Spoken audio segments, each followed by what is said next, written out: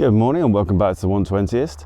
If you saw my last video, you will have seen me try to take photos of wildlife out here in South Africa on large format and fail spectacularly, and say that it's almost not worth trying to take photos of wildlife on a view camera because everything moves too fast. Well, I went back and had a think and I thought, you know what, screw you physics, screw you biology, I'm going to take photos of wildlife on large format. So I've actually come down to exactly the same place where I failed last time to get any decent photos. I'm back at Cradle Moon, sun's out this time, which is nice. Since the last large format video, I have smashed the camera to pieces, gone back to the UK, got it fixed, or rather fixed it, had the parts sent out from Stenopeika, fixed it, and come back out here to South Africa again. Since my last video, I've also acquired a 300mm lens.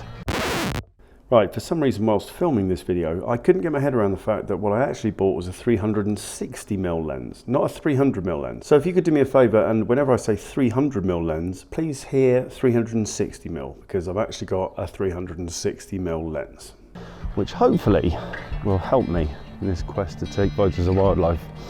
I've also come out this morning with a lot more time available. Last time out I was, I was just out for a couple of hours. I'd taken a lot of photos already, and then I thought in the last 10 minutes, I'll try and get some photos of wildlife, and that was clearly never going to work. So I'm going to take my time, take it slow, and try and get some photos of animals. Okay, our first sighting of some interesting wildlife. There's some impala in the bushes up here. Now most people don't get very excited about impala. It's basically antelope, because they're so common. Everybody sees them, they're everywhere. But I really like them. I think they're very pretty. Got giraffe here as well, so on the lookout for them. Right then, these impala are just through the bushes here, and they're heading this way. So I'm going to set up with a 300mm lens. Now, of course, the 300mm lens I got from the wonderful Mr. Cad, in order to save a bit of cash, I got an enlarger lens, which means I do not have a shutter, so there'll be no freezing of any motion here. So what I'm going to have to do, wait for these impala to cross at exactly the right position, and then hopefully make a noise which is going to make them look up and stand stock still. So that's the plan. Ambitious for a change. Right then, I was set up on the path down there, but they've turned around. The impala have turned around and come back this way. So I'm set up on this path here for a bit of depth. Impala are just here in the bushes, and they are moving slowly this way. So I've got the camera set up. Dark slide is still in, because the longer the dark slide is out, especially with a lens cap covering the lens, there could be light leaking in. So I'm going to leave it to the last minute to pull the dark slide and then take the exposure. The impala are just in the bushes here,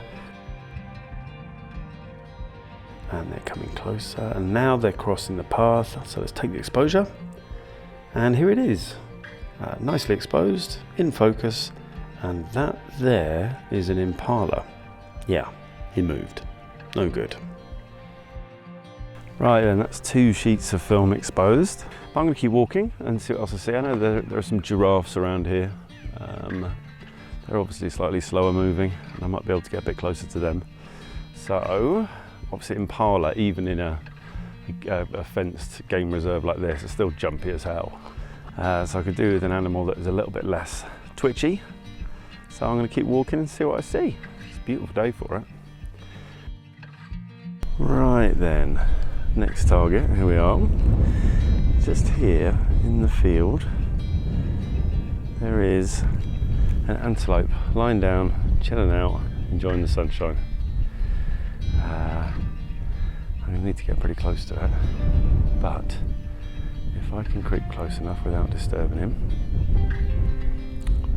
then I might stand a chance here, because he's sitting down, he's sitting still. He's watching me at the minute. I would say now that now able to get a little bit closer, I would say that is a Thompson's gazelle. Would be my poorly educated guess. So let's see if we can get any closer to him. He's looking at me again. See what he's going to do. And here is the photo that I got this time. I think it's a Thompson's gazelle, but he moved again. So another crap photo. This does get better, I promise. Bear with me. Put on the Doddy Weir snood to protect my neck from the sun, because the sun is, even though it's not that warm, the sun's pretty strong. So, and I'm continuing around this trail.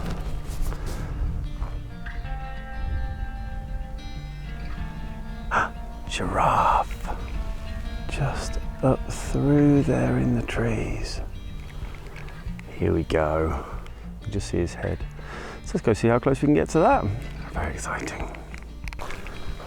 There he is through there. Can you see him? He's looking at me. Now, how brave is he? That's the question.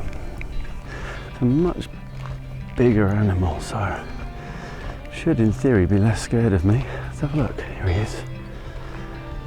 How you doing, buddy? You okay?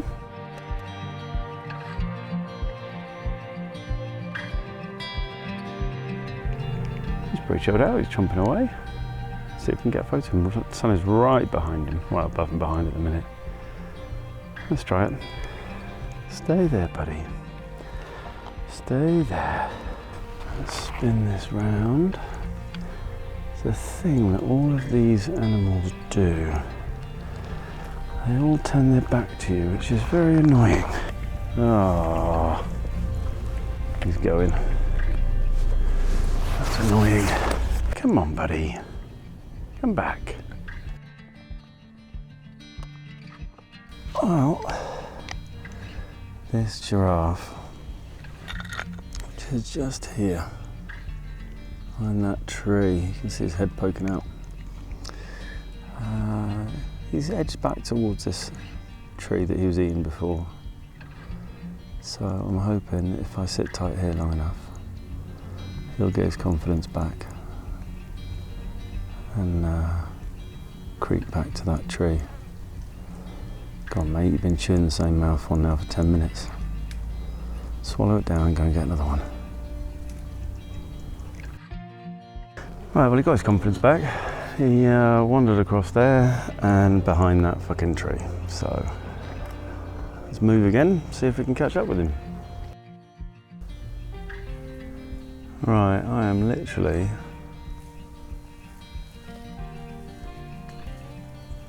about as close as you can get to these giraffes, but they are absolutely unwilling to give me any kind of clear shot. They're in pretty deep scrub.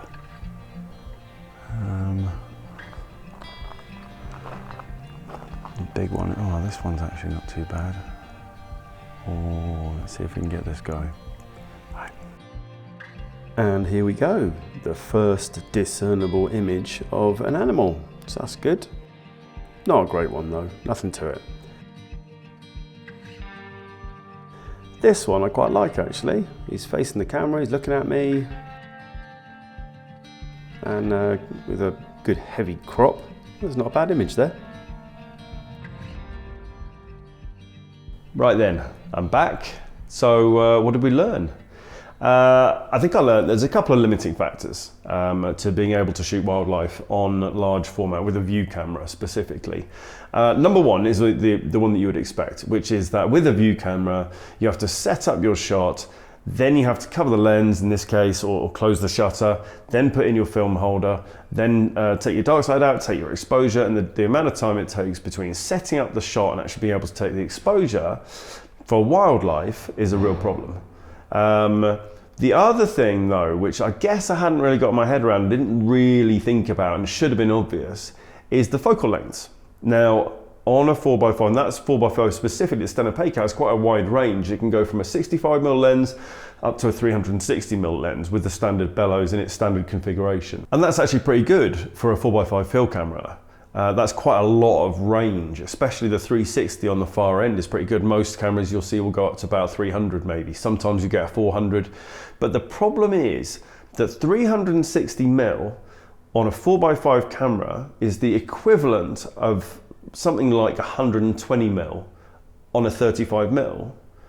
And as we all know, anybody who's shot 35mm digital or film, 120mm is not a long enough lens to adequately shoot wildlife. You want to be going out with a 300 or a 400mm lens, or maybe even longer, on a 35mm camera. The equivalent of a 400mm lens on a 35mm camera on a 4x5 would be roughly times 3, so 1200mm, which means that your camera is going to be 1.5 meters long by the time you've got that lens set up. So that's a problem. You just can't get that range that you need. So I think the message of all of this is that of course you can shoot wildlife on 4x5 under controlled conditions. You could take it out in the field, but the big question is, why would you want to? What I found heading out with the 4x5 camera is that I'm getting some really nice parts of those images that I could potentially crop out. For example, that one with the giraffe. You crop out this little bit here and you've got not a bad image. But by the time you've cropped that much of the negative, why wouldn't you shoot on a medium format, or even on a 35mm with a decent shutter and a fast shutter speed that you can freeze action and a much longer lens? So, long story short, I'm content with the results of that shoot, because everybody said, no, you can't shoot wildlife on a view camera, a 4x5 view camera. And I've proved that of course you can. It is impractical, of course it is. You can do it, but the important question is, why would you bother? Good, I've learned that now. As with all of these things, as you guys know, I need to learn them for myself. I can't be told. So I am. So the next thing I'm going to be doing is heading out with a medium format camera and trying to do something quite similar. I have been really enjoying using Bronica ETRS recently. I've got one out here with me. I've got a 200mm lens on the Bronica ETRS.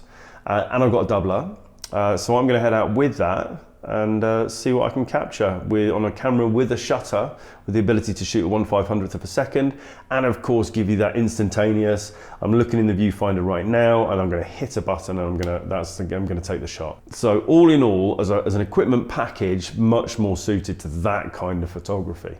So that's the next video coming up. Still out in Johannesburg. I'll be heading out, trying to take some wildlife shots again. Then in about 10 days, I'll be heading back to the UK, and think that is my last trip out to South Africa this year. There may be more in the future, who knows, but that's it for now. So we're getting back to slightly more normal photography that you're used to seeing on this channel for the rest of the year. But next on the channel will be wildlife on the Bronica ETRS.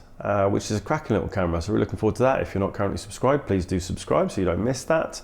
And check me out on Facebook, Instagram, and now TikTok. Doing it, got bullied into it. It's happening. Quite enjoying it actually, it's pretty good. If you're not on TikTok, go check it out. See you next time, bye.